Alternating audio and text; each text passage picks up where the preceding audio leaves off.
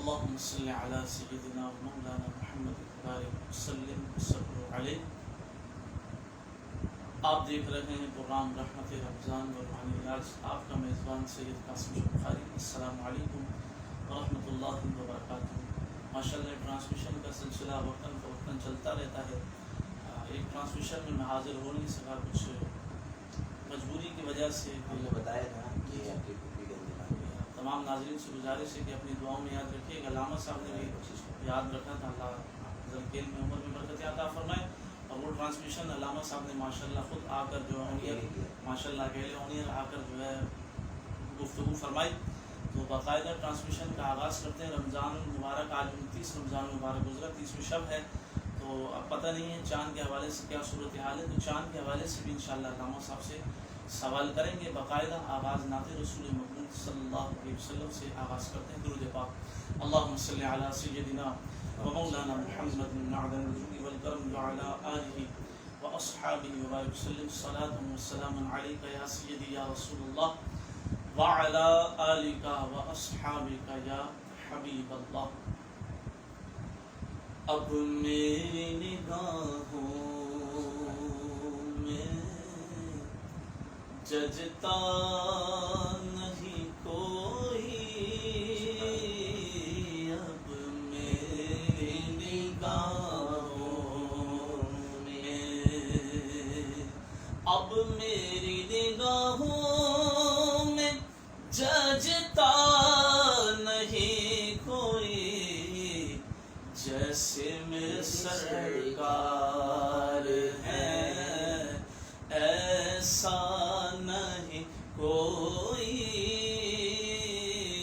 جیسے میرے سرکار ہے ایسا نہیں کوئی، تم سا تو ہنسی آنکھ نے دیکھا نہیں کوئی، تم سا تو ہنسی آنکھ نے دیکھا نہیں کوئی، یہ شان لطافت ہے کہ سایہ نہیں کوئی، جیسے میرے سرکار ہے۔ اعزاز یہ حاصل ہے مگر حاصل ہے زمین کو، اعزاز یہ حاصل ہے مگر حاصل ہے زمین کو، افلاک پہ تو بدے خسرا نہیں کوئی، نہیں کوئی، اب میری نگاہوں میں ججتا نہیں کوئی، جیسے میرے سرکار ہے ایسا نہیں کوئی۔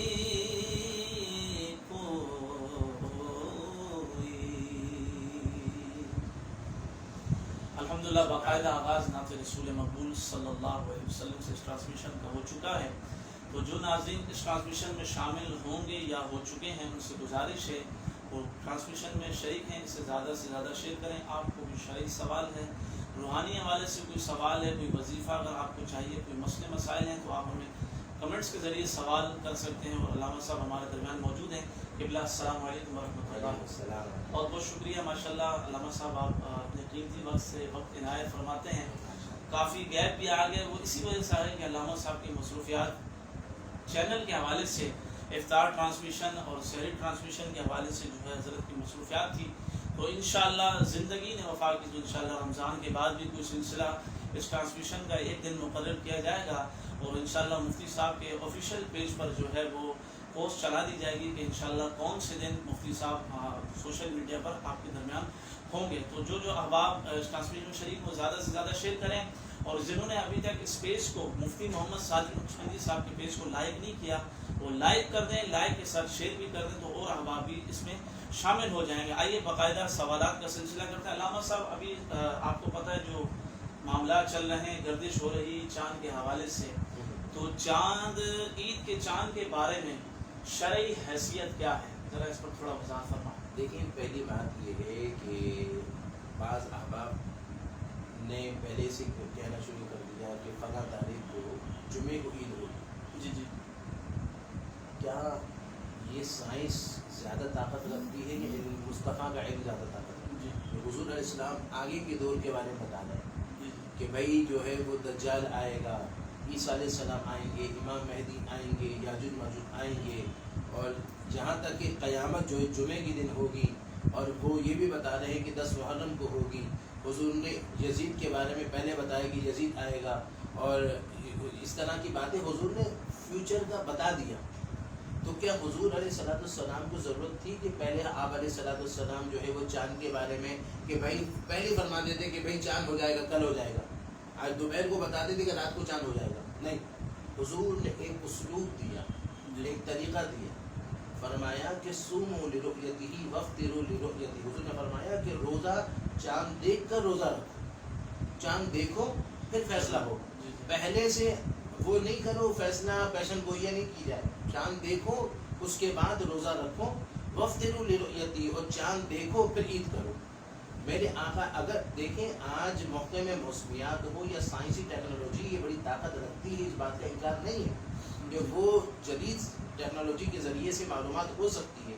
تو جدید ٹیکنالوجی کی اگر طاقت کا ایک بڑا طاقت ہے، اور اگر یہ ہے تو حضور علیہ السلام کی نبوت کی طاقت تو بہت اربوں خربوں بڑھ کر ہے، اور اس کے باوجود آپ علیہ السلام نے وہاں پر ایک معیار معین کیا۔ معیار جو معین کیا کہ عید کا تعلق اسلام سے ہے، عید کا تعلق ایک دین سے ہے، عید کا تعلق ایک دینی فریضے سے ہے، ایک خوشی کا اظہار سے ہے۔ اس دین کے معاملات کے اندر یہ ہے کہ پہلے سے اپنی رائے دے دینا، پیشن گوئیاں دے دینا، سائنسی حوالے سے بتا دینا، ہاں آپ سائنسی ٹیکنالوجی سے مدد لے سکتے ہیں، اس میں منع نہیں ہے، مگر آپ ایک رائے دے کر پہلے سے کہ جمعے کے دن عید ہوگی اس طرح نہیں ہو سکتا۔ حضور نے فرمایا صوموا لرؤیتہ، چاند دیکھو اور روزہ رکھو، چاند دیکھو عید کرو، اور فرمایا اگر ابر آلود ہو، چونکہ اس دور میں اس طرح سائنسی ٹیکنالوجی نہیں تھی، تو ابر آلود کی وجہ سے اگر وضاحت نہیں ہو پا رہی ہے تو فرمایا تو پھر 30 پورے کرو۔ آقا علیہ السلام نے فرمایا 30 پورے کرو، پھر اس کے بعد عید کا حکم کیا گیا۔ تو پہلی بات یہ ہے کہ یہاں پر معیار جو ہے وہ شریعت مطالعہ کا ہے۔ جس طرح آج ہمارے علماء اگر بیٹھے ہیں تو وہ جو علماء بیٹھ کر جو وہاں پر جو بات کر رہے ہیں، وہ جو دیکھ رہے ہیں، تو اس صورت میں وہ معیار شریعت کو ملحوظ رکھ رہے ہیں۔ تو آپ یہاں پر سائنسی ٹیکنالوجی سے فائدہ اٹھا سکتے ہیں، ایک بات۔ دوسری بات یہ ہے کہ چاند دیکھنے کے حوالے سے جب عید رمضان کا چاند دیکھیں تو وہاں گواہ کا حکم الگ ہے، اور عید کا چاند دیکھیں تو گواہ کا حکم الگ ہے۔ اب آپ کہیں گے مولانا یہ کیا بات ہو گئی کہ جب چاند اگر جو ہے وہ رمضان کا دیکھے تو وہاں گواہ کا حکم الگ ہے، عید کی چاند کو دیکھو تو وہاں گواہ کا حکم الگ ہے، یہ کیا بات ہوئی؟ آپ دیکھنے میں فرق۔ اصل بات یہ ہے کہ جب عید کا چاند دیکھا جائے، عید کا چاند دیکھا جائے تو وہاں ایک گواہ کافی نہیں ہے، وہاں 2 گواہ کا ہونا ضروری ہے۔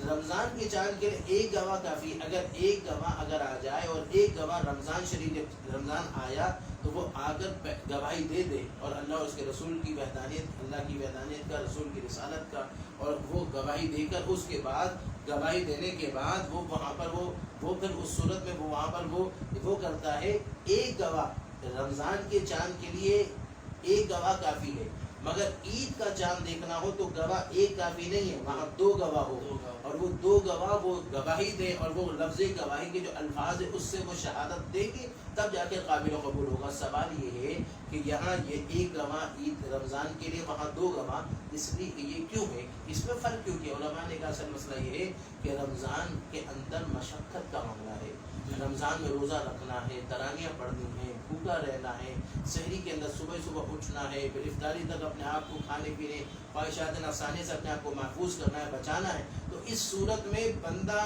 فوراً آ کر گواہی نہیں دے گا، بلکہ وہ بندہ جو ہے نا بڑا سوچ کر تو وہ ایک بھی گواہ دے دے اگر کوئی چونکہ گاؤں دیہات میں بھی اگر کھلا علاقہ امام واضح ہو جاتا ہے، اگر وہ دے دے تو وہ اس کی ایک گواہی کافی ہوگی. مگر عید کے چاند کے لیے 2 گواہوں کا تعین اس لیے کیا کہ کوئی ایک کہہ دے تو کام نہیں چلے گا، 2 کہیں گے ہم نے دیکھا.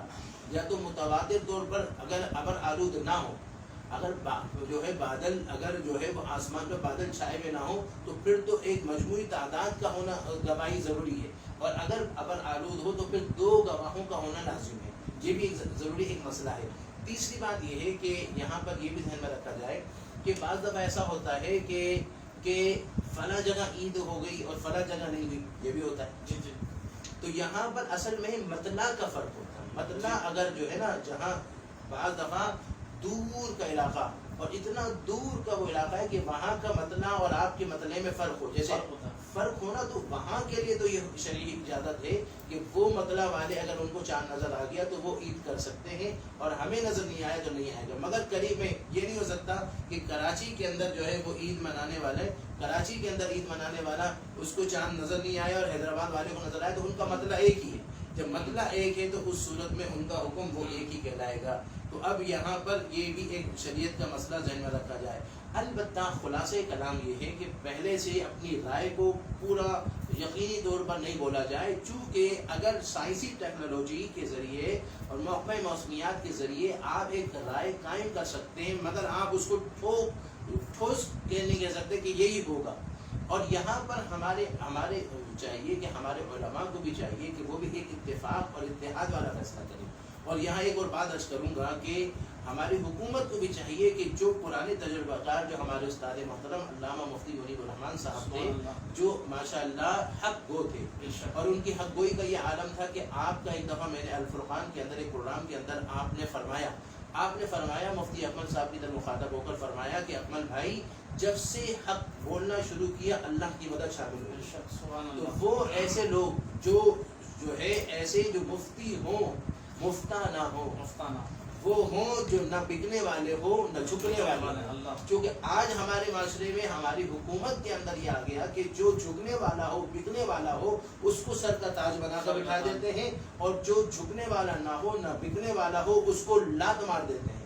تو ایسی صورت میں میں یہاں پر اور عرض کروں گا کہ جب ہمارے استاد محترم علامہ مفتی منیب الرحمان صاحب مفتی اعظم پاکستان جیسی شخصیت موجود ہیں، تو ان کی موجودگی کے ہوتے وقت فی الحال کسی اور شخصیت کو وہاں کے چیئرمین بنانے کی ضرورت نہیں تھی. وہ وہاں جب الحمدللہ زندہ موجود ہیں اور ماشاءاللہ ہیں، تو ایسی صورت میں یہ کہ ان کی سرپرستی میں یہ ہونا چاہیے تھا. اور وہ تجربے کار ہے، ان کا تجربہ وقت کے ساتھ ساتھ بندے کا تجربہ بڑھتا ہے، اور ان کی اس میں وہ کرتے تو زیادہ اچھا ہوتا. بس یہ کہوں گا خلاصہ کلام کے کوشش کریں کہ تمام اتفاق سے جو حقیقت ہو اس کو واضح کیا جائے، حقیقت ہو اس کو واضح کیا جائے. یہ نہ کہ بک کر یا جھک کر جو ہے وہ بات نہ مانا جائے، کیونکہ اللہ دیکھ رہا ہے، اللہ کی بارگاہ میں جواب دینا ہوگا. ماشاء اللہ علامہ صاحب نے بہت زبردست جو ہے گفتگو فرمائی. قبلہ خطیب اعظم پاکستان مفتی منیب الرحمان صاحب، اللہ پاک ان کا سایہ تعدیر علماء اہل سنت پر سلامت فرمائے، اور اللہ پاک حضرت کے علم میں عمر میں برکتیں عطا فرمائے، اور ان کے فیضان سے ہم سب کو مکمل فرمائے. علامہ صاحب نے چاند کے حوالے سے بہت زبردست جو ہے گفتگو فرمائی ہے، کھل کر جو گفتگو کی ہے ماشاءاللہ. تو اللہ تعالیٰ سے دعا ہے ہمیں ان کی باتوں کو سن کر اس پر عمل کرنے کی توفیق عطا فرمائے. جو احباب ٹرانسمیشن میں اگر شریک ہو گئے ہیں تو ان سے گزارش ہے کہ اسے زیادہ سے زیادہ شیئر کریں، تاکہ اور احباب بھی ہماری ٹرانسمیشن کا حصہ بن سکیں. اگر کسی بھائی کا یا کسی بہن کا کوئی سوال ہو، شرعی سوال ہو، روحانی حوالے سے کوئی بھی مسائل ہوں، تو آپ کمنٹس کے ذریعے ہمیں سوال کر سکتے ہیں. تو انشاءاللہ کمنٹس کے ذریعے آپ کا سوال لیا جائے گا، اور پھر انشاءاللہ آپ کا سوال مفتی صاحب کی خدمت میں پیش کریں گے. پھر مفتی صاحب اپنے حساب سے اس کا جواب دیں گے.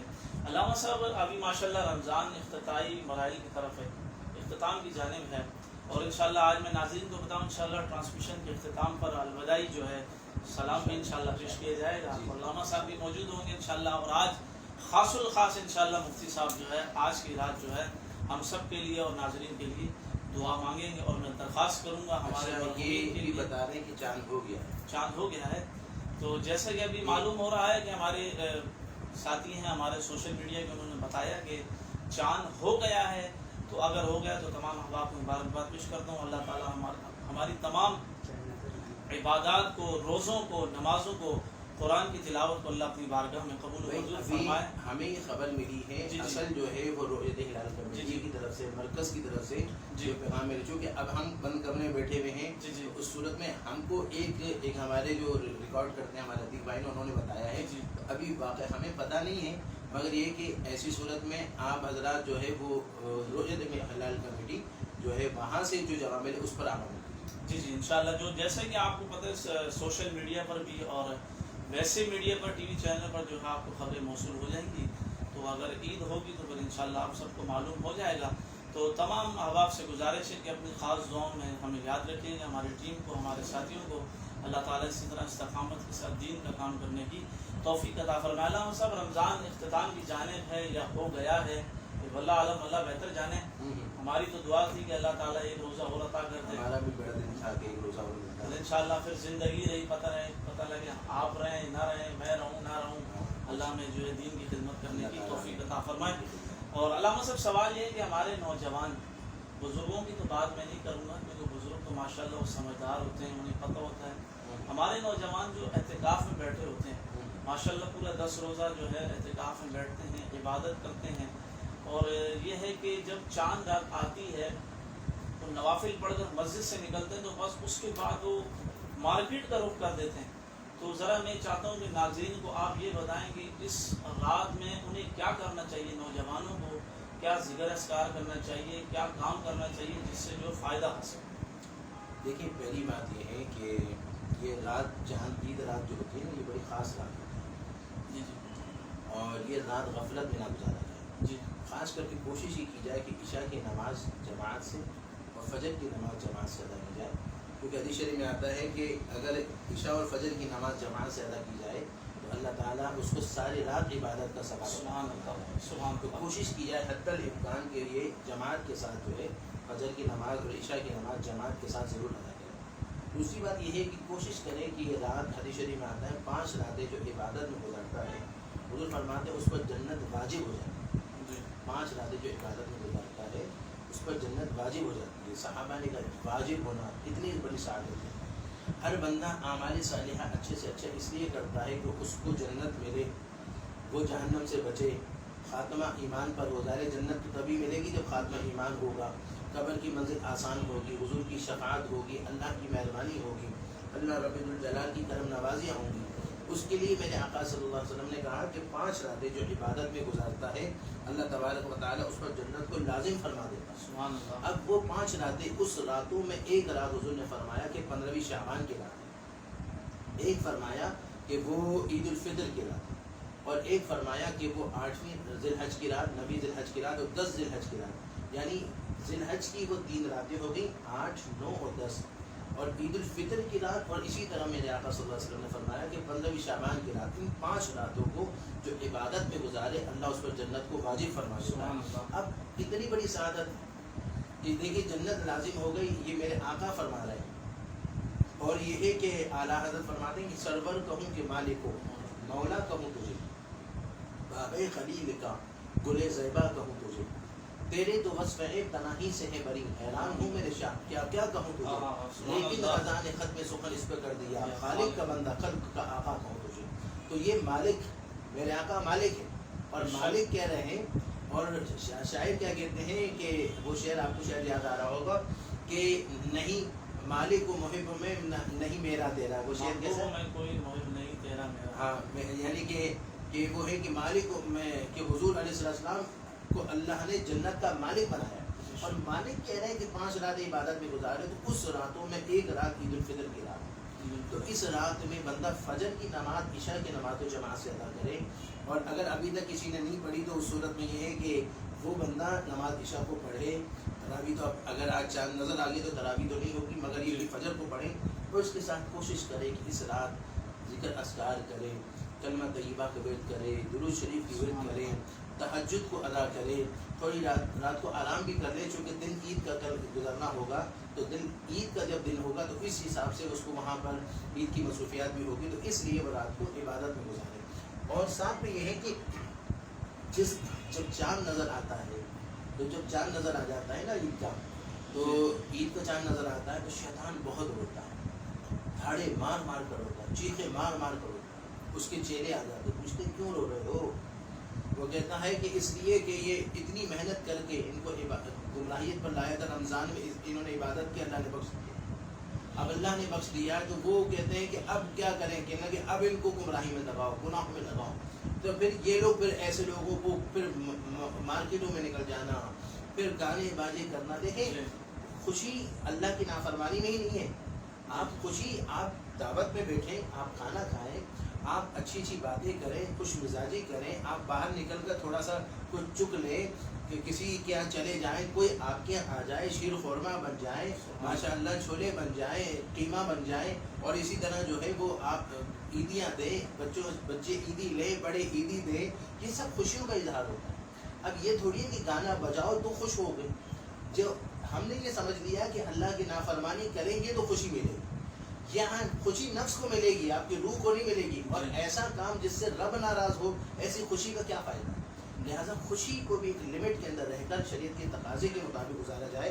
پھر وہ جو 10 دن اللہ کے گھر کے مہمان بنے ہیں، اللہ نے جن کو اپنا مہمان منتخب کیا، اتنے کروڑوں اربوں لوگوں نے جن کو اللہ نے چن کر ان کو مختصر تعداد میں لوگوں کو اپنے گھر کا مہمان بنایا.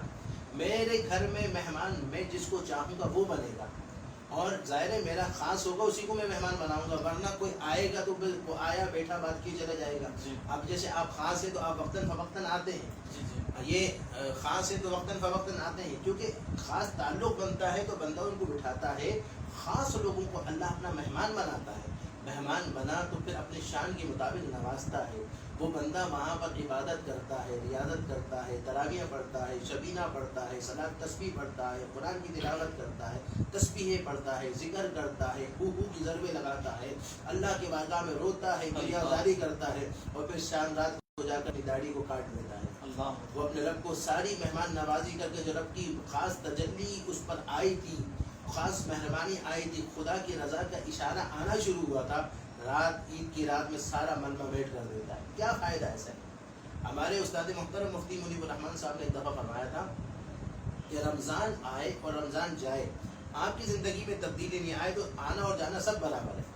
اصل یہ ہے کہ رمضان کے آنے کے بعد، رمضان کے جانے کا آپ کی زندگی میں کوئی تبدیلی آئے. اب یہاں تو 10 دن اپنی بیوی کو چھوڑ کر، بچوں کو چھوڑ کر، کاروبار کو چھوڑ کر، گھر کو چھوڑ کر، در کو چھوڑ کر، ساری سچویشن کو چھوڑ کر، اپنوں کو چھوڑ کر، بیگانوں کو چھوڑ کر، ایک جگہ پر اپنی خوشی سے اپنی رب کی رضا کے لیے وہاں بیٹھا.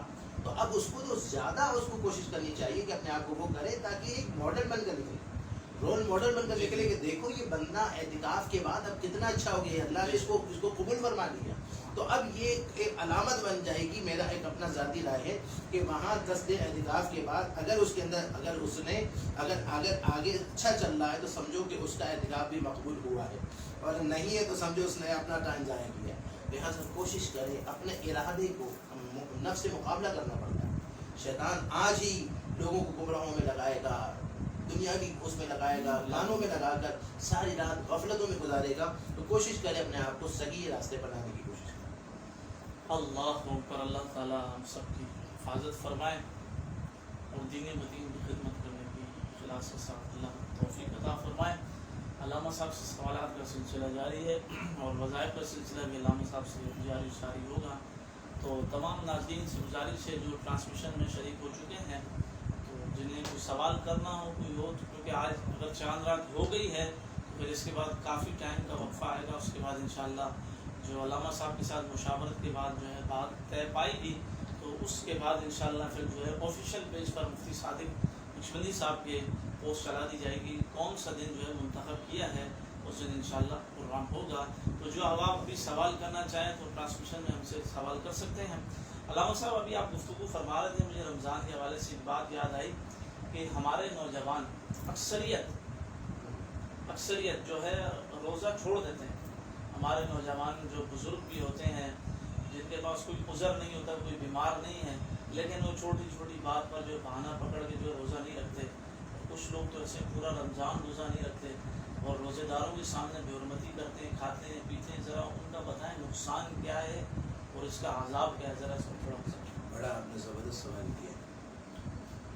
بہت مشہور واقعہ ہے کہ ایک مجوسی تھا اور اس کا بیٹا جو ہے وہ بازار میں کھا رہا تھا، تو باپ نے، وہ مجوسی تھا، وہ مسلمان نہیں تھا، تو باپ نے کیا کیا کہ اس کو تھپڑ مارا اور کہا تجھے شرم نہیں آتی، تجھے نہیں پتا رمضان کا مہینہ ہے اور تو کھلا کھلا کھا رہا ہے؟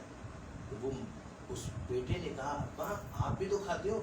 کہنے لگے بیٹا میں کھاتا ہوں تو تنہا گھر میں کھاتا ہوں، چونکہ میں مسلمان نہیں ہوں اور میں گھر میں کھاتا ہوں، یہ اسلام کا مہینہ ہے، رمضان کا مہینہ ہے، مسلمانوں پر رمضان میں روزے فرض ہے اور اس کا جو ہے وہ ایسی صورت میں اس کا جو ہے وہ احترام ضروری ہے، کھلا کھلا کھا رہا ہے۔ اب ایسی صورت میں جب وہ مجوسی کا انتقال ہوا، کسی نے خواب میں دیکھا اور خواب میں دیکھ کر کہا کہ دیکھا کہ جنت میں گھوم رہا ہے، آیا ہے، تو دعا کرے اللہ حضور کے صدقے ہم کو بھی جنت میں جانے کی توفیق دے، اور انشاءاللہ اپنے اعمال پر تو ہمیں بھروسہ نہیں ہے مگر غوث پاک کی نسبت پر اور پیارے آقا صلی اللہ علیہ وسلم کی نصرت پر امید ہے اور بلکہ یقین ہے کہ اللہ تعالی ہمیں ان کے صدقے میں انشاءاللہ شرم نوازی فرمائے گا کہ ہم بھی ان کے صدقے میں ان کے نگاہ کرم سے ہم بھی داخل جنت ہوں گے۔ اب وہ دیکھا کہ جنت میں چل رہا ہے، کسی مسلمان نے دیکھا تھا تم تو مجوسی ہو اور مجوسی کا کام جنت میں نہیں، تم کیسے؟ کہنے لگے بات اصل میں یہ ہے کہ میرے بیٹے نے جب رمضان المبارک میں کھلا کھلا کھایا تو میں نے اس کو ڈانٹا اور تھپڑ جو مارا، اللہ کو یہ ادا اتنی پسند آئی کہ مرنے سے پہلے اللہ نے مجھے کلمہ نصیب کیا اور میں اسی حالت ایمان میں دنیا سے گیا، اور آج اس کی برکت سے تو یہ آپ اندازہ کیجئے کہ وہ مجوسی ہو کر بھی رمضان کے تقدس کو پامال نہیں کر رہا،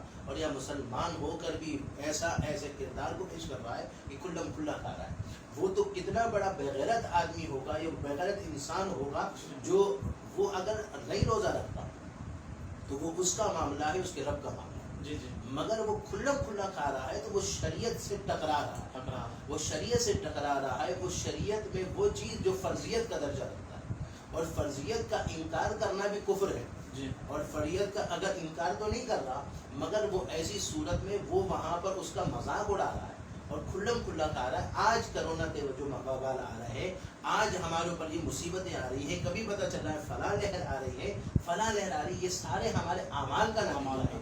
آج ہمیں رب تعالیٰ نے جب رمضان کا مہینہ دیا، اس مہینے کا اگر ہم ملحوظ رکھتے، اس کے اندر رب کو راضی کرتے، ہم اس کی عبادت صحیح معنی میں کرتے، بے روزہ نہیں ہوتے، روزے کی پابندی کرتے، جیسے روزے کی تقاضے ویسے پورے کرتے، اللہ کی صحیح معنی میں عبادت کرتے، اس کو راضی کرتے، اس کے بارے میں عز و انکساری کرتے، گریہ وزاری کرتے، روتے، اس کو مناتے، یہ ساری بلائیں، یہ ساری مصیبتیں دور ہو جاتی، یہ سارے عذاب دور ہو جاتے، یہ سارے مصائب دور ہو جاتے۔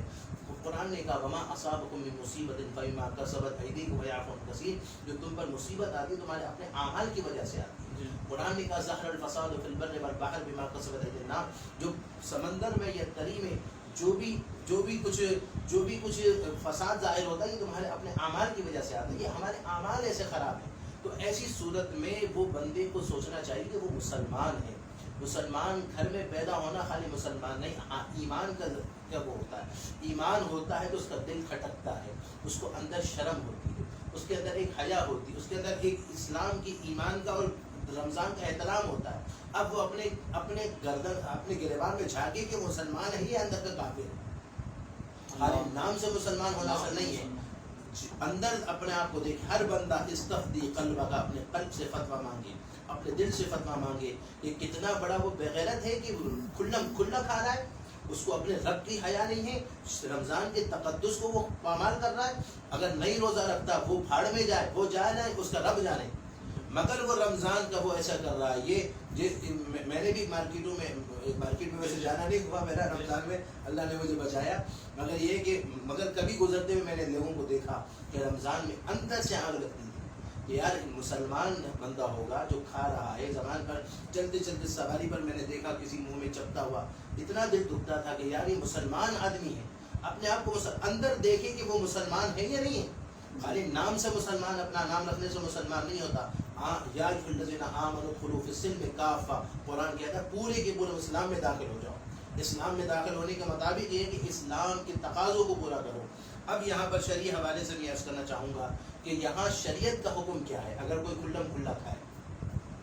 حدیث شریف میں ایک آتا ہے، حضور نے فرمایا کہ کوئی ایک روزہ رمضان المبارک زمانہ بھر दहर भर रख कर भी उस एक रोजे का मुकाबला नहीं कर सकता। अल्लाह 30 दिन 29 दिन के रोजे की क्या बात होगी, वो एक रोजा भी दहर भर रख कर नहीं, जिंदगी भर रख कर उसका मुकाबला नहीं कर सकता।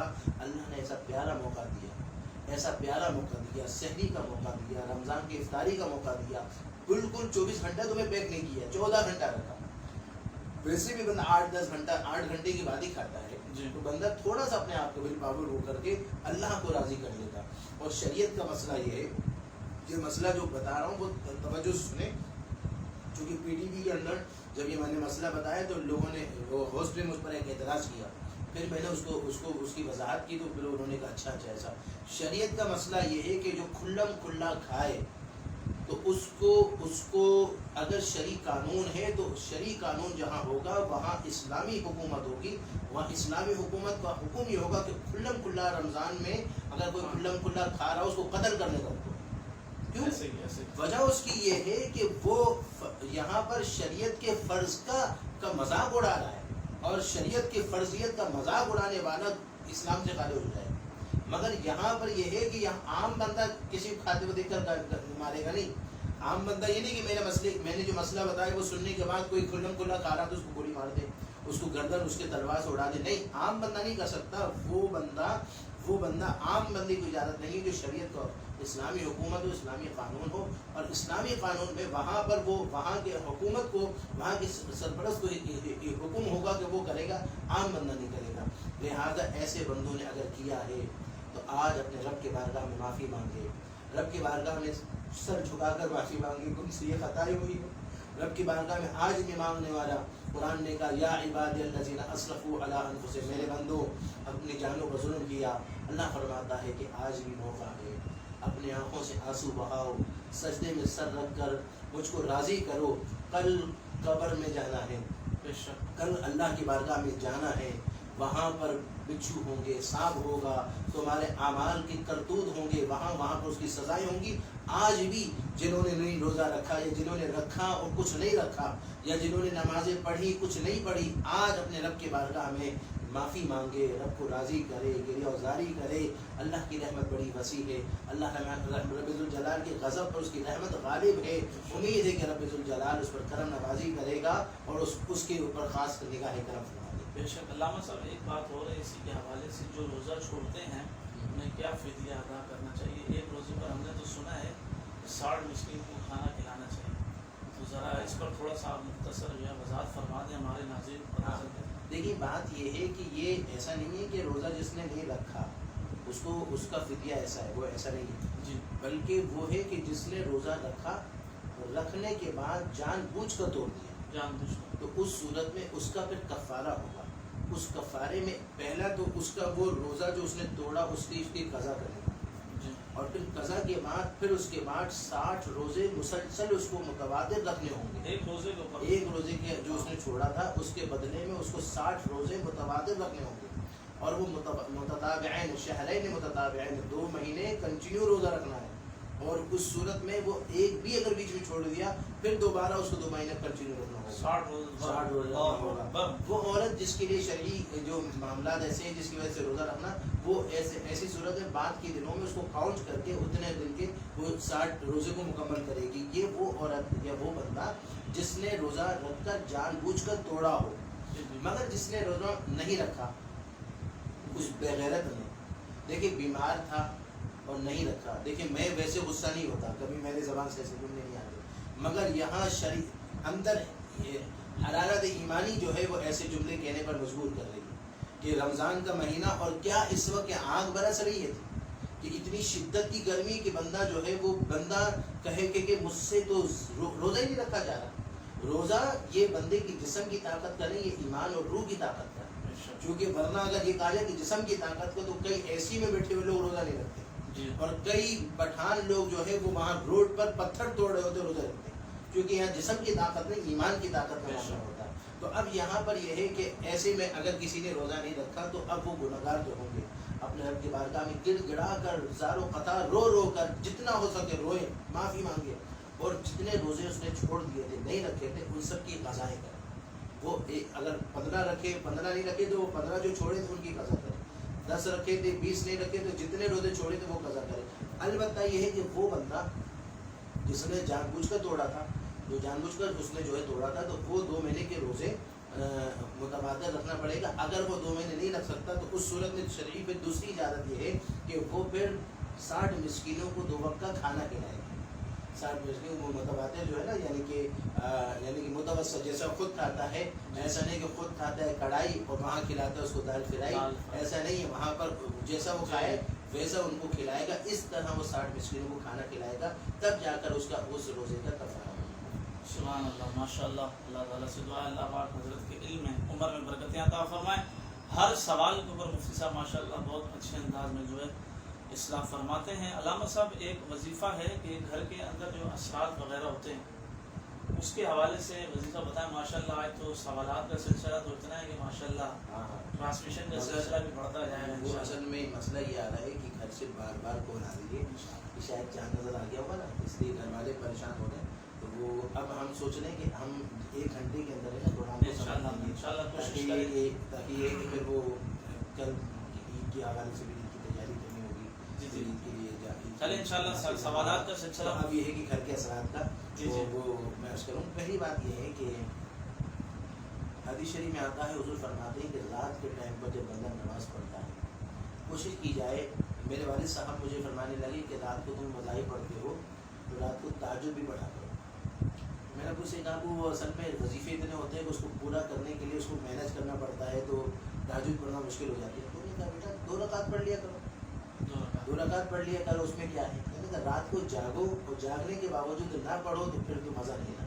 ایک بندہ سو رہا ہے تو وہ نہ پڑھے تو وہ ہے. تو میں نے کہا آپ نے اچھا مشورہ دیا مجھے، وہ تو یہ ایک اچھا مشورہ دیا. اب یہ ہے کہ رات کو حدیث شریف میں آتا ہے جب نماز پڑھے تو اونچی آواز میں تلاوت کا حکم. اونچی آواز میں تلاوت کرنے کا کیا فائدہ ہے؟ چونکہ آپ اگر تنہا نماز رات کی نماز ہوگی اس میں آپ اونچی آواز میں تلاوت کر سکتی ہیں. تو اس میں اونچی آواز میں تلاوت کرنے کا راز کیا ہے؟ راز یہ ہے کہ اگر آپ کے گھر میں مسلمان جنات ہوں گے تو وہ آپ کی نماز میں شامل ہو جائیں گے. اور جب آپ کی نماز میں شامل ہو جائیں گے تو ان کو آپ سے انسیت ہو جائے گی. اور جب ان کو آپ سے انسیت ہو جائے گی تو وہ آپ کے معاون ہو جائیں گے. اور جب وہ آپ کے معاون ہو جائیں گے تو آپ پر آنے والی بلاؤں کو خود وہ آپ پر آنے سے پہلے ہٹا کر آپ پر سے ہٹاتے چلے جائیں گے. ایسے لوگ ہیں جن کے جو عالم ہوتے ہیں، جو ذکر اذکار کرتے ہیں، ان کا گھر عام گھر نہیں ہوتا. ان کا گھر جو ہوتا ہے، جو ذکر اذکار کرنے والے، روحانی مذاہب پڑھنے والے، ان کا گھر عام گھر نہیں ہوتا. چونکہ وہ جس کمرے میں بیٹھ کر ذکر اذکار کرتے ہیں وہاں پر ملکوتی طاقتوں کا ظہور ہوتا ہے. وہ ملکوتی طاقت جہاں اللہ کے محبوب کی خاص توجہ ہوتی ہے. اگر ان کا تعلق ان ذکر اذکار کرنے والوں کا تعلق غوث پاک سے ہوتا ہے تو غوث پاک کے ان کی خاص توجہ ہوتی ہے. تو اس گھر میں، اس کمرے میں جہاں پر وہ بزرگ یا وہ عامل ذکر اذکار کرتے ہیں، وہ کمرہ ہی ایک بڑا متبرک ہوتا ہے. کیونکہ وہاں پر ایک ملکوتی طاقت کا ٹھہراؤ ہو جاتا ہے. اور جب ملکوتی طاقت کا ٹھہراؤ ہوتا ہے تو شیطانی قوتیں وہاں سے بھاگتی ہیں.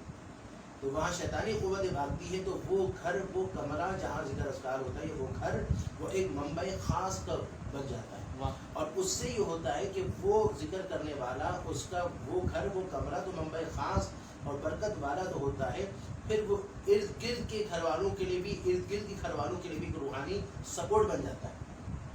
بات سمجھ میں آ رہی ہے کہ وہ روحانی سپورٹ بن جاتا ہے. اور یہاں تک کہ بات سے بات چلی ہے تو میں ایک بات عرض کروں کہ جب ذکر اذکار کرنے والا جب ذکر کرتا ہے تو اس کی جو ورد جو ہوتی ہے، وہ اس کی جو ورد ہوتی ہے وہ آوان بنتی ہے. آوان سے مراد یہ ہے کہ وہ جو ذکر اذکار کرتا ہے، وہ جو ذکر اذکار کا ایک نور ہوتا ہے، وہ نور کی ایک مخلوق ہوتی ہے، اس کو آوان کہا جاتا ہے. اور وہ آوان جو ہوتی ہے وہ بزرگ یا اس عامل کے ساتھ رہتے ہیں. اور ان کے ساتھ تعلق رکھنے والوں کو اگر وہ کبھی کوئی مسئلہ ہوتا ہے یا ان کے گھر والوں کو تو وہ ویسے حل کر دیتے. ہمارے استاد صاحب کہتے ہیں کہ ان کی وائف کو اگر کوئی لیڈیز فون کر کہتے ہیں کہ مفتی صاحب سے کہہ دینا میرا یہ مسئلہ ہے، میرا یہ مسئلہ ہے، وہ مسئلہ ہے، تو آپ مفتی صاحب سے کہہ کر دعا کر دیں، کچھ دم کر دیں.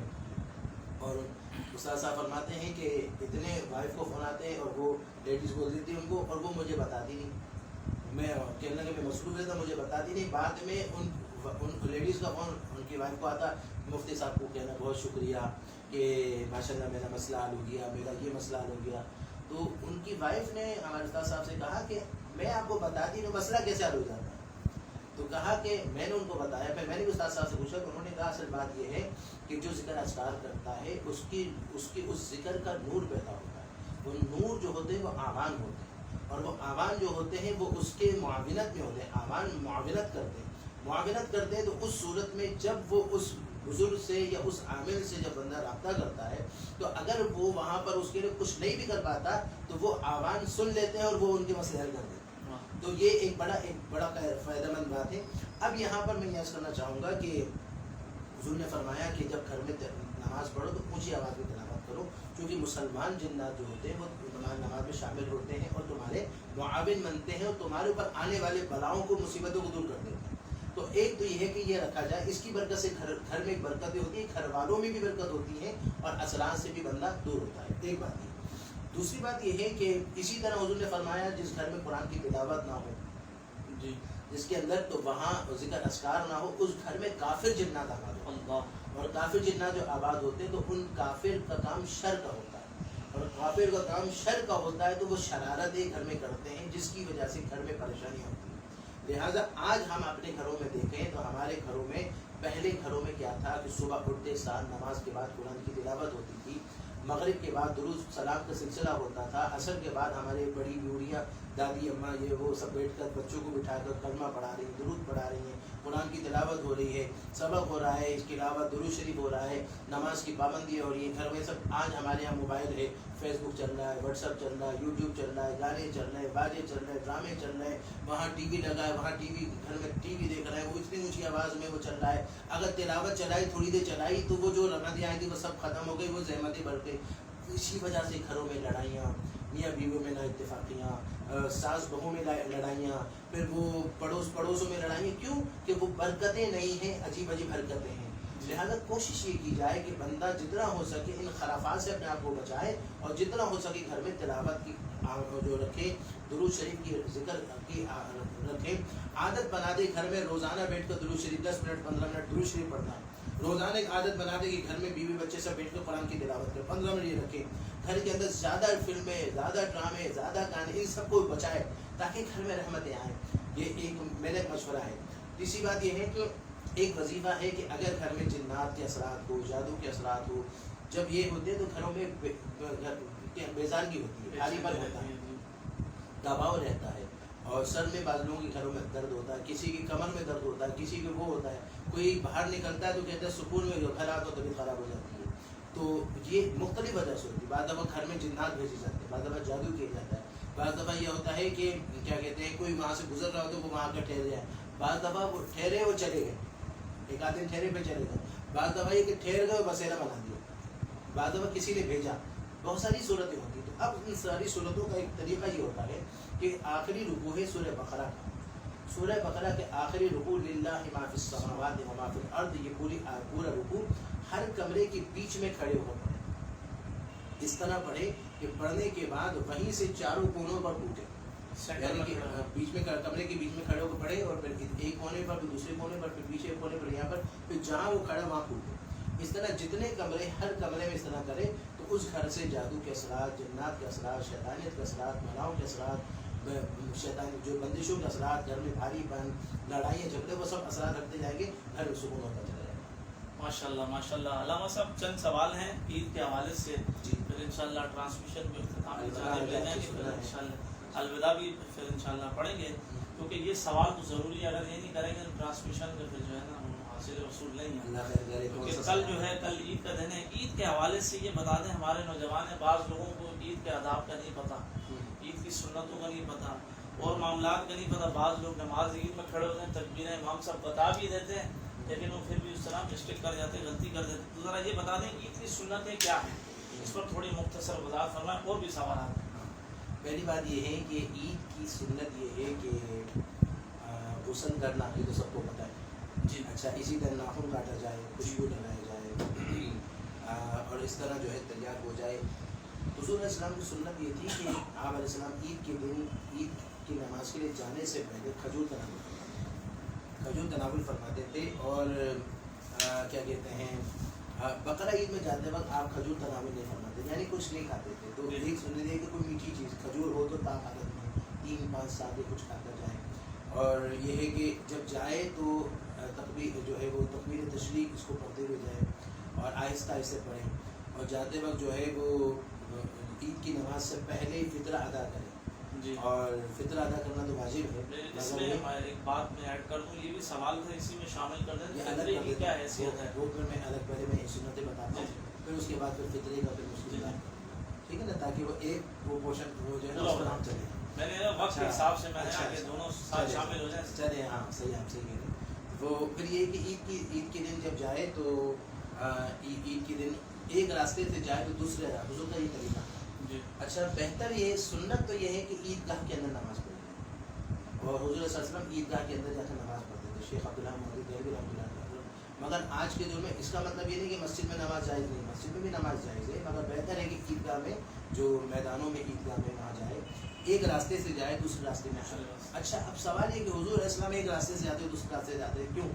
وجہ یہ ہے کہ جس راستے سے جائے تو وہ وہاں پر بھی رحمتیں برستی رہے، دوسرے راستے سے وہ بھی رحمتیں برستی رہے. دوسرا ایک اجماع اور ایک افراد قوت کا ضرور ہو، ایک جگہ سے جا رہے ہیں دوسری جگہ سے آ رہے ہیں، افراد ایک اجتماعی ایک حیثیت سے قومی نظر آئے. پھر سب سے بڑی بات یہ ہے کہ اس عید کے موقع پر غریبوں کا احساس کریں. آج ہم اچھے سے اچھا کپڑا پہنتے ہیں، اپنے بچوں کو اپنی بیوی بچوں کو اچھا سے اچھا پہناتے ہیں، مگر یہ دیکھیں کہ وہ گھر میں ایسے گھر بھی ہوں جن کے گھر میں یتیم بچے ہوں گے، جن کے گھر میں کھانے کا نہیں ہوں گے، جن کے گھر میں بچے جن کے باپ کا انتقال ہو گیا ہوگا، اور آج ماں بیوہ ہوگی اور کمانے والا نہیں ہوگا، اور کرونا کی وجہ سے گھروں کاروباری حالات ایسے ہیں کہ جس کا آج کما رہا ہے تو آج کا ہے تو کل کا نہیں ہے. اور اچانک یہ عید کا اعلان ہو گیا کہ آج عید ہے، اب یعنی کہ آج صبح عید ہے. اب اس صورت میں کئی ایسے لوگ ہیں جنہوں نے یہ سوچا ہوگا کل کمائے گا، کل روزی ہوگی، کل وہ گزارا کرے گا، اچانک اس کی وجہ سے ان کی ساری پلاننگ وہ ہو گئی، ان کی کیا ہوگا. اس صورت میں آپ جو ہے وہ سالن میں بوٹی زیادہ نہیں کر سکتے، تو تھوڑا پانی بڑھا دو، ان کا خیال کرو، ان کو پہنچاؤ. علامہ جو ہے وہ قشیری رحمۃ اللہ علیہ فرماتے ہیں کہ ایک دوست آیا ان کے پاس اور کہا میں بہت مجبور ہوں، میرے پاس ضرورت ایسی ہے، میں مجبور ہو کر تمہارے پاس آیا ہوں، مجھے یہ ادھار دے. اس نے اپنی بیوی سے کہا کہ میرے بھائی یہ پیسے میں دے دوں. اس نے دے دیا. اس نے دیا، وہ دوست چلا گیا تو وہ بندہ واپس گھر میں آیا تو روتے ہوئے اندر کمرے میں جانے لگا. بیوی نے کہا کہ نہیں دینا تھا تو بہانہ کر دیتے، تو رو کیوں رہے ہو؟ کہا کہ اس بات پر نہیں رو رہا کہ مجھے نہیں دینا تھا، مجھے اس بات پر دکھ ہو رہا ہے کہ میرا دوست ہو کر مجھے اس کا اندازہ کیوں نہیں ہوا، مجھے اس بات کا اندازہ کیوں نہیں ہوا کہ جو ہے وہ اس تکلیف میں مجھے اندازہ نہیں ہوا. آج ہمیں ایسے لوگوں کا احساس کرنا ہے. قرآن کہتا ہے لا يسألون الناس الحافا، کہ لوگوں سے وہ سوال نہیں کرتے. یحسبهم الجاہل اغنیاء من التعفف، جاہل سمجھتے ہیں کہ وہ بے نیاز ہیں، ان کے پاس بڑا وہ ہے.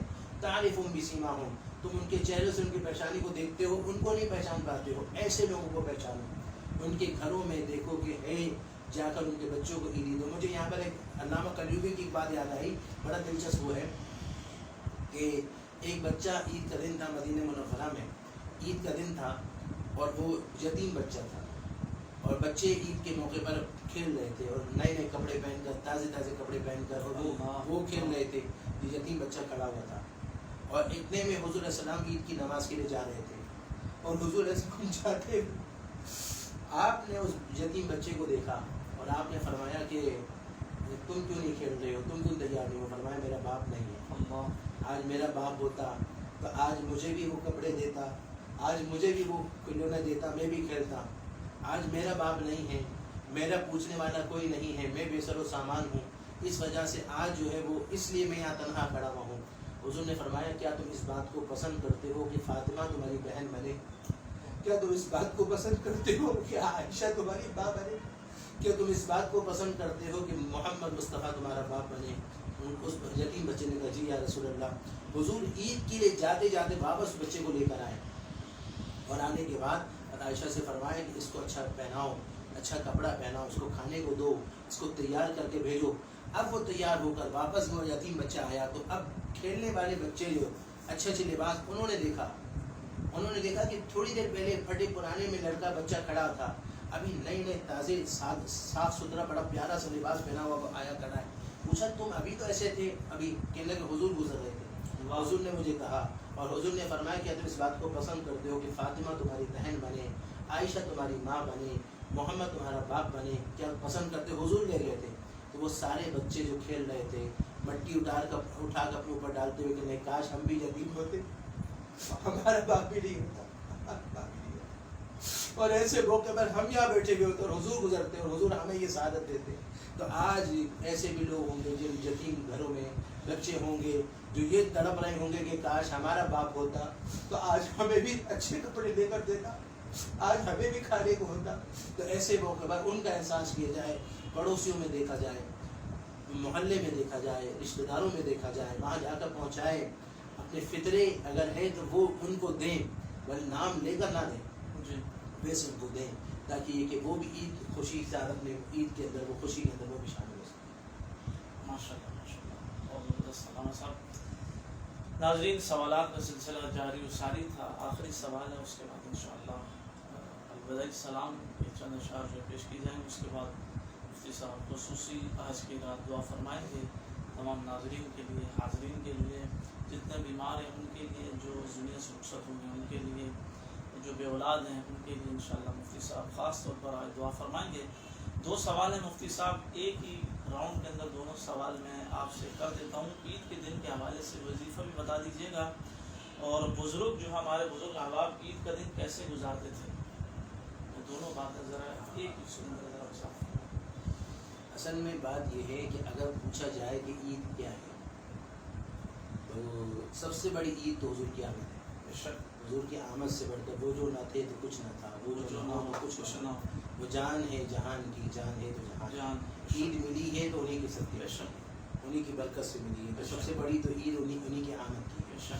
اور دوسری بات یہ ہے کہ پوچھا گیا کہ عید کیا ہے, تو کہا, بزرگوں نے فرمایا کہ جس دن آپ کا گناہوں سے پاک دن گزر جائے وہ دن آپ کا عید ہے.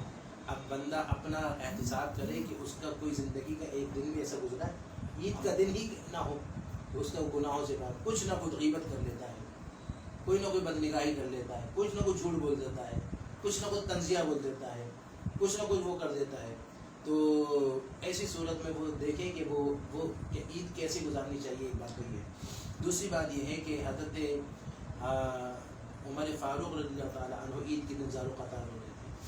آپ نے فرمایا کہ حاضر عید و حاضر یوم الوعید, یہ عید کا دن بھی ہے اور وعید کا دن بھی ہے. فرمایا کسی نے کہا حضرت یہ اور زار و قطار رو رہے ہیں, زار و قطار رو رہے ہیں, اور آپ کہہ رہے ہیں ہاذا یوم العید, یہ عید کا دن ہے, وہذا یوم الوعید, یہ وعید کا دن بھی ہے. کسی نے کہا حضرت یہ کیا؟ فرمایا کہ جس کے مقبول ہو گئے روزے, عبادتیں مقبول ہو گئے, اس کے لیے تو عید کا دن ہے. جن کے نہیں ہوئے اس کے لیے تو یوم الوعید ہے. فرمایا انا لا ادری امن المقبولین امن او من المطرودین, میں نہیں جانتا کہ میں مقبولوں میں سے ہوں یا مردودوں میں سے ہوں. فاروق اعظم جن کا یہ مقام کہ جن کے سائے سے آپ فرماتے ہیں کہ حضور نے فرمایا کہ یفر علی ظل عمر, کہ ان الشیطان یفر علی ظل عمر, کہ شیطان عمر کے سائے سے بھاگتا ہے. وہ شخصیت کہہ رہے ہیں کہ یہ عید کا دن ہو سکتا ہے, یہ وعید کا دن ہو سکتا ہے. آج ہم اپنا وہ کریں کہ ہم کتنا عید کے حوالے سے ہم کس لیول پر ہیں, اور آج یہ کر کے اپنے رب کے بارگاہ میں گر گرائے, معافیا مانگیں, خوشی کا اظہار کریں, مگر یہ کہ رب سے ایک امید کے ساتھ خوف بھی رکھیں. اور اس طرح حضرت غوث پاک رضی اللہ تعالیٰ عنہ آپ فرماتے ہیں کہ میں تو عید تب کہوں گا جس دن میں ایمان کے ساتھ دنیا سے رخصت ہوں. یہ میرے لیے عید کا دن ہوگا جب دنیا سے میں رخصت ہوں ایمان کے حالت میں, یہ عید کا دن ہے. کیونکہ جب دنیا سے ایمان, اصل تو معاملہ یہی ہے ایمان کا ہے, تو اس لیے کہا کہ عید ان کے لیے. پھر یہاں مجھے یاد آیا علامہ شفیع اکاڑوی رحمۃ اللہ علیہ, عید کا دن تھا اور حضور کی بارگاہ میں حاضر ہوئے, مدینے میں تھے, اور آپ نے عرض کیا یا رسول اللہ آج عید کا دن ہے, آپ سے عیدی لینے آیا, اور ہر چھوٹا بڑوں سے عیدی لیتا ہے, میں آپ کی بارگاہ میں آیا ہوں, مجھے عیدی عطا فرمائیے.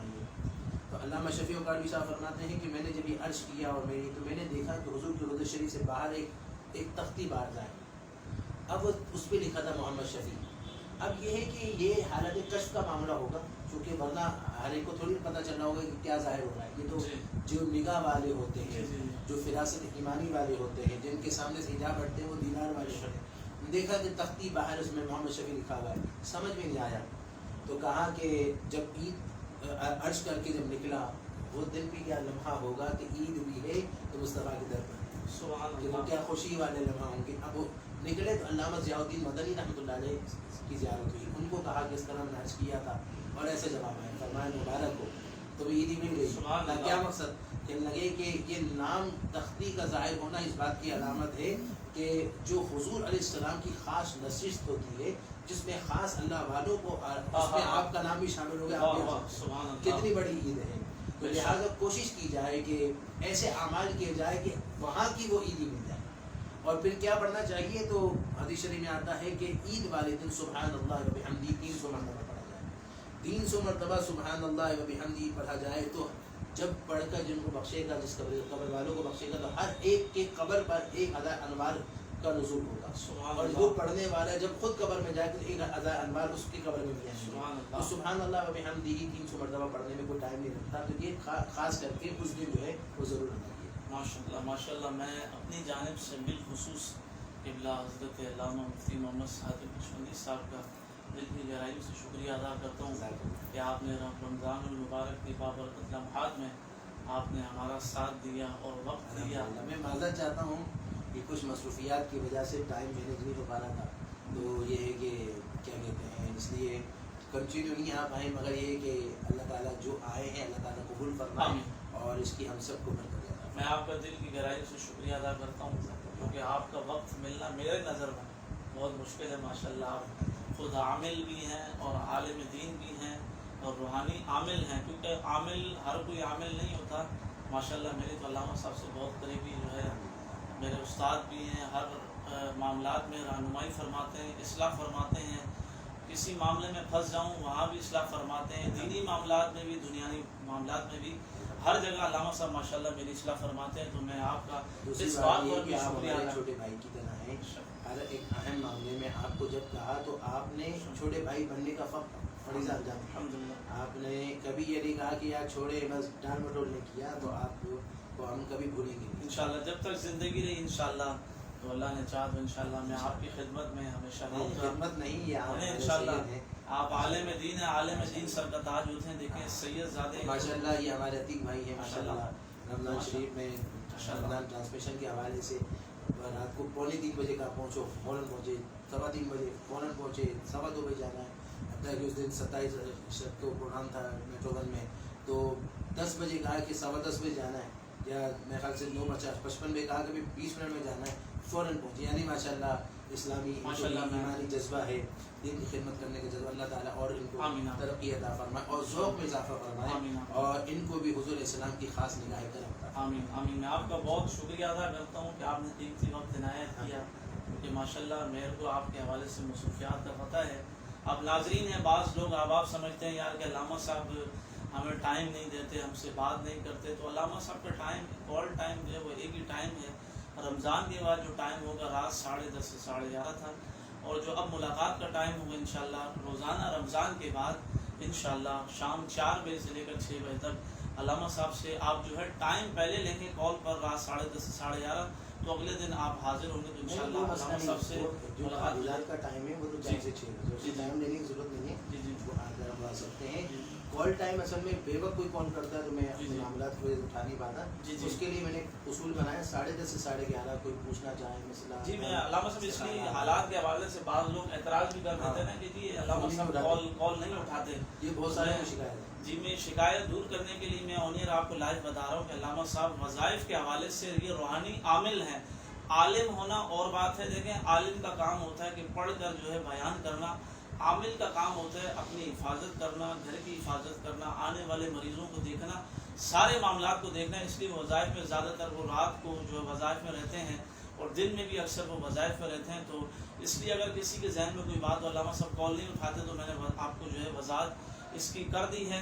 تو انشاءاللہ پھر زندگی رہی اسی طرح آپ کی خدمت میں نیکسٹ رمضان سے قبل بھی انشاءاللہ رمضان کے بعد جو علامہ صاحب سے مشاورت ہوگی ٹرانسمیشن کے حوالے سے, پروگرام کے حوالے سے, وہ انشاءاللہ مفتی محمد صادق نقشبندی صاحب کے پیش پر اس کو پوسٹ کو چلا دیا جائے گا، اور پھر انشاءاللہ جن کے جو شرعی سوالات ہوں وہ آپ سوالات رمضان کے بعد بھی کر سکتے ہیں، تو انشاءاللہ ہم آپ کو کمنٹس کے ذریعے اس کا سوال مفتی صاحب سے اس کا جواب حاصل کر کے آپ کی خدمت میں پیش کر دیں گے انشاءاللہ۔ آپ کا میزبان سید قاسم شاہ بخاری آپ کی خدمت میں حاضر تھا۔ مفتی صاحب نے ماشاءاللہ بہت جو ہے وقت قیمتی عنایت فرمایا، میں شکریہ ادا کرتا ہوں۔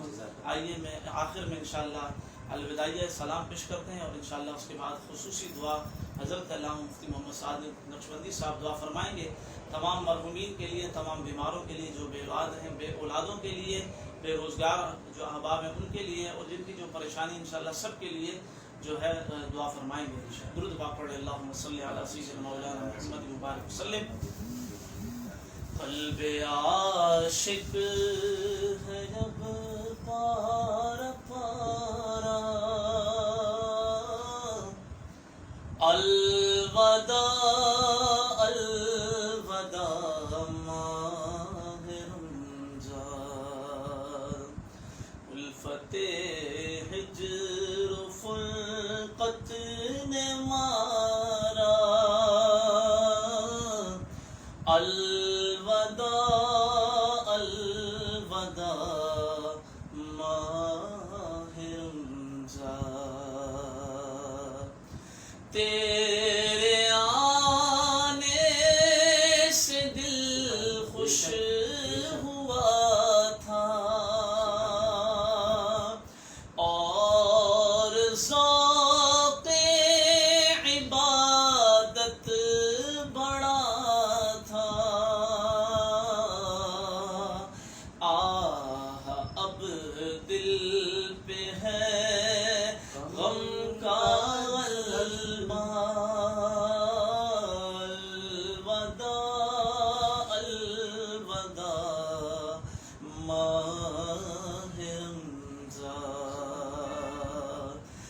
مسجدوں میں بہار آ گئی تھی، جھوک در جھوک آتے نمازی، ہو گیا کم نمازوں کا جذبہ، الوداع الوداع ماہ رمضان، بزم افطار سجتی تھی کیسی، خوب سحاری کی رونق بھی ہوتی، سب سما ہو گیا سونا سونا، الوداع الوداع ماہ رمضان، تیرے دیوانے اب رو رہے ہیں، مضطرب سب کے سب ہو رہے ہیں، ہائے اب وقت رخصت آیا،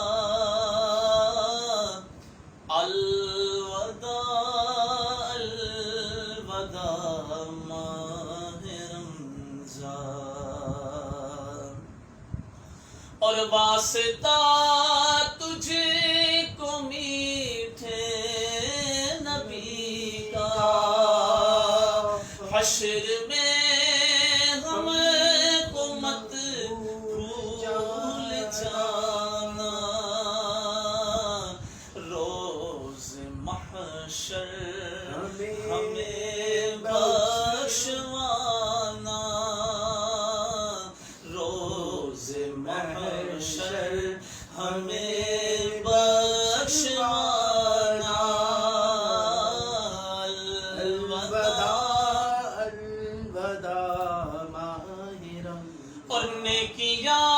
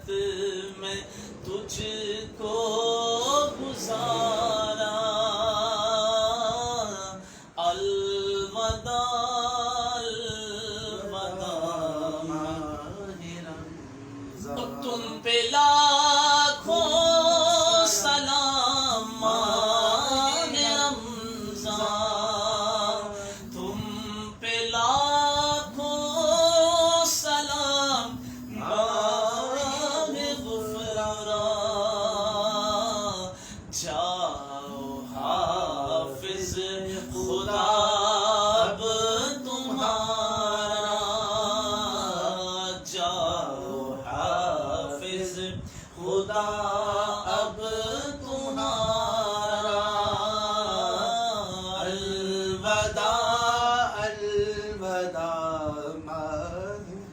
اور سال آئل دشائے حرم تم کرنا عطار پر یہ کرم تم سال آئل دشائے حرم تم کرنا ہم پہ بھی یہ بھی کرم تم مدینے میں رمضان دکھانا الوداع الوداع ماہ رمضان قلب عاشق گئے اب پارا الوداع الوداع ماہ رمضان. الحمدللہ رب العالمین. ٹرانسمیشن کا باقاعدہ اختتام ہو انشاءاللہ دعا کے ساتھ. حضرت علامہ مفتی محمد صادق کشمیری صاحب خصوصی دعا فرمائیں.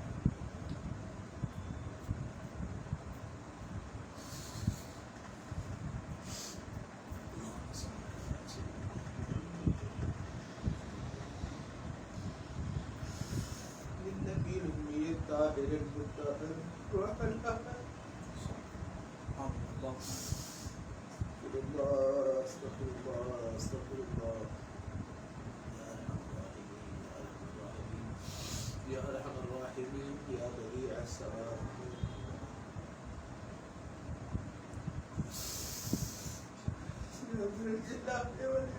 اللہ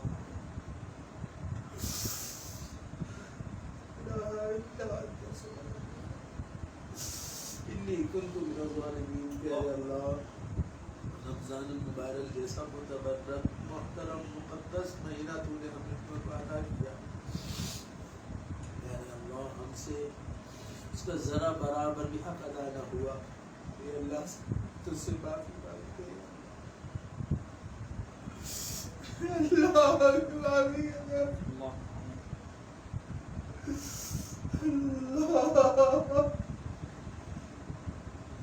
رمضان المبارک میں ہم سے جو غفلتیں ہوئی ہیں پیارے اللہ سب کی معافی عطا فرما. پیارے اللہ ہمیں معافی عطا فرما. پیارے اللہ ہمیں معافی عطا فرما.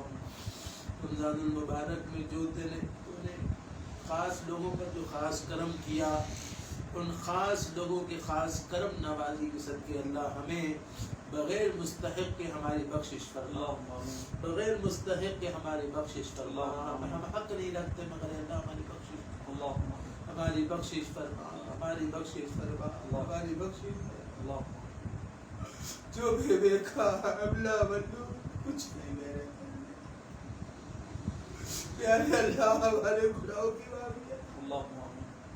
پیارے اللہ اپنے محبوب علیہ السلام کے صدقے ہم پر خاص کرم فرما اور ہم کو ہر مصیبت سے ہر بلاؤں سے ہر مصائب سے ہر آلام سے اللہ ہم سب کو محفوظ اور مامون فرما اور ہم سب کا خاتمہ ایمان پر فرما. یا اللہ ہم سب کا خاتمہ ایمان پر فرما. ہم سب کا خاتمہ ایمان پر فرما اور یا اللہ زندگی عزت والی عطا فرما. موت ایمان والی عطا فرما. یا اللہ تیرے علاوہ کسی کا محتاج نہ بنا. یا اللہ رزق میں جس کی بھی رزق میں بندشیں ہوں ان کی بندشوں کو ختم کر کے غیب سے روزی عطا فرما. یا اللہ جو بیمار ہیں تمام بیماروں کو شفا عطا فرما. پیارے اللہ جو بیمار ہیں تمام بیماروں کو شفا عطا فرما. میرے مرشد کمبر والے ہیں اللہ ان کو شفا عطا فرما. اللہ میرے مرشد سائی حسین شاہ کمبر والے ان کو سلامت فرما. ان کے نقش قدم پر چلنے کی توفیق عطا فرما. جو بھی اس پروگرام میں دعا میں شامل ہیں ان کی نیک حاجتیں اللہ پوری فرما.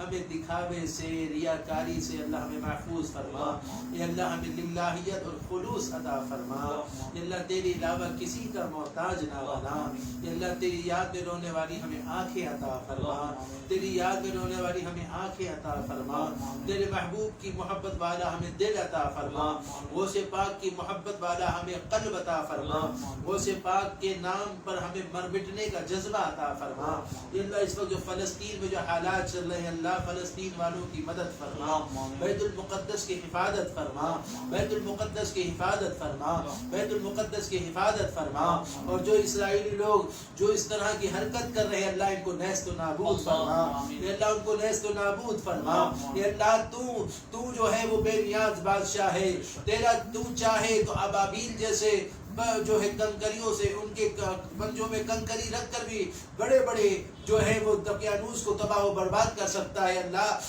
اسرائیلی لوگوں کو اللہ نیست و نابود فرما، اس حوالے سے اللہ ہمارے تمام مسلم ممالک کو اتفاق عطا فرما اور بھرپور حکمت کے ساتھ جذبے کے ساتھ اے اللہ اس کا منہ توڑ جواب دینے کی توفیق عطا فرما، اے اللہ ہمیں نہ نماز پڑھنے کا طریقہ آتا ہے نہ دعا مانگنے کا سلیقہ آتا ہے، ہمیں 5 وقت نماز با جماعت ادا کرنے کی توفیق عطا فرما، اے اللہ تجھ سے عیدی مانگتے ہیں کہ اللہ ہمارا خاتمہ ایمان پر فرما، خاتمہ ایمان پر فرما، اے اللہ اپنے محبوب علیہ السلام کا دیدار نصیب فرما، اے اللہ یہ عیدی مانگتے ہیں کہ حضور علیہ السلام کا بھی دیدار نصیب فرما، غوث پاک کا دیدار نصیب فرما، جو بھی دعائیں کے لیے دل میں تمنا لے کر جائز دعائیں لے کر بیٹھا ہے اللہ ان کی دعائیں قبول فرما، اے اللہ قاسم شاہ ماشاءاللہ بڑی ہمت والا ہے اللہ اس کے علم میں اس کی نعت خوانی والے جذبے میں اضافہ فرما، عتیق بڑی محنت کر رہا ہے اللہ اس کی محنت کو قبول فرما، ہم سب کو تیری یاد میں رونے والی آنکھیں اور تیرے محبوب کی جلوے والے دل ہمیں عطا فرما، صلی اللہ تعالی علی خیر خلقہ ونور عرشہ وزینت فرشہ محمد وبارک وسلم برحمتک یا ارحم الراحمین۔